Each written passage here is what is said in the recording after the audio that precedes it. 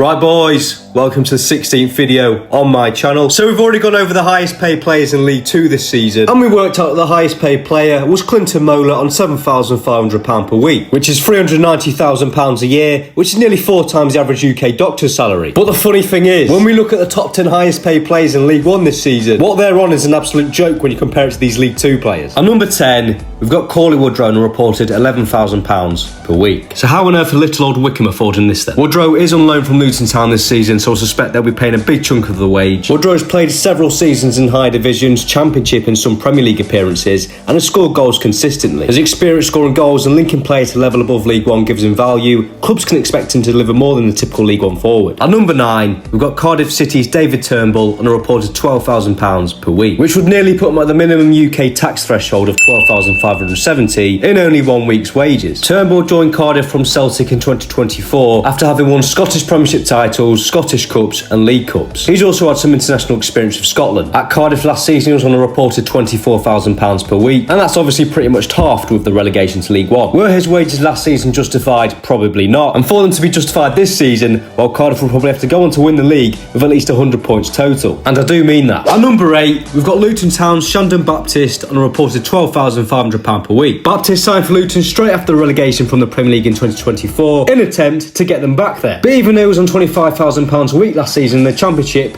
quite the opposite happened. Yes, his wages have halved this season, but £12,500 is a hefty wage packet for League 1. And to make matters worse, he was injured in the first game of the season and is expected to be out for the rest of the season. At number 7, we've got another Luton Town player who's barely played this season and on a hefty wage packet. Marvellous Nakamba picks up a reported £14,500 a week this season and has only played once. Nakamba joined Luton in January 2023 and was part of that fairy tale team which taught him to the Premier League, but also played a huge role in the relegation to the Championship and the consecutive relegation to League 1. At the end of last season, it was safe to say Luton were ready to let him go. After all, he was picking up £30,000 a week last season, and for him to even just be picking up half of that this season is still a hefty wage packet for someone who's barely going to play. At number 6, what a surprise, it's another Luton player, but we've got Jacob Brown on a reported £15,500 per week. Jacob Brown might have one of the fewest amount of caps at Luton this season, but he's also the highest earner in the team. Brown will earn £750,000 this season as his contract ends in 2027. That's unless he don't get sold in January. He signed for Luton in August 2023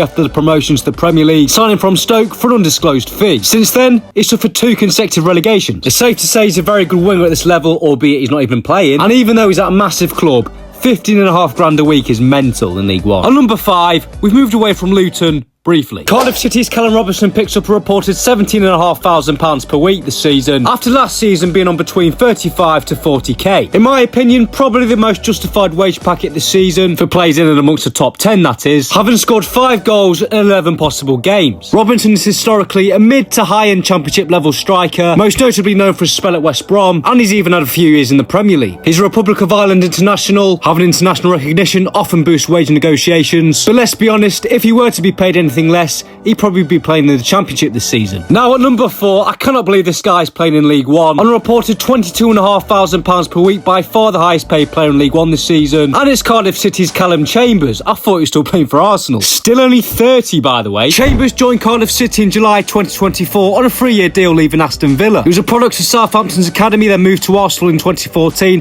for quite a large fee. Spent 8 years there, had loan spells at Middlesbrough and Fulham, and played consistently in the Premier League for a number of years. And you've got to rate the loyalty, honestly. Like, yes, he's comfortably the highest paid player in League 1, but last season in the Championship was one of the highest paid players there on £45,000 a week. And I've got no doubt that he could have earned similar to that this season in the Championship again. And based on ability, you'd have thought he'd be playing for a mid-table Championship club at the very, very least. And that's it, boys. The 3 other players who would have been on this list had they not moved clubs and leagues after the figures were produced are Alfie Doughty, who would have been on £13,250 a week, Mark McGuinness on £10,000 a week, and Teef Chong on £15,000 a week. But the irony is, they've all left their clubs for more money. But anyway, yeah, boys, I'm going to end the video there. Probably one of my shortest videos to date, but I do hope you enjoyed. Like and subscribe if you haven't already. But yeah, see you in the next one.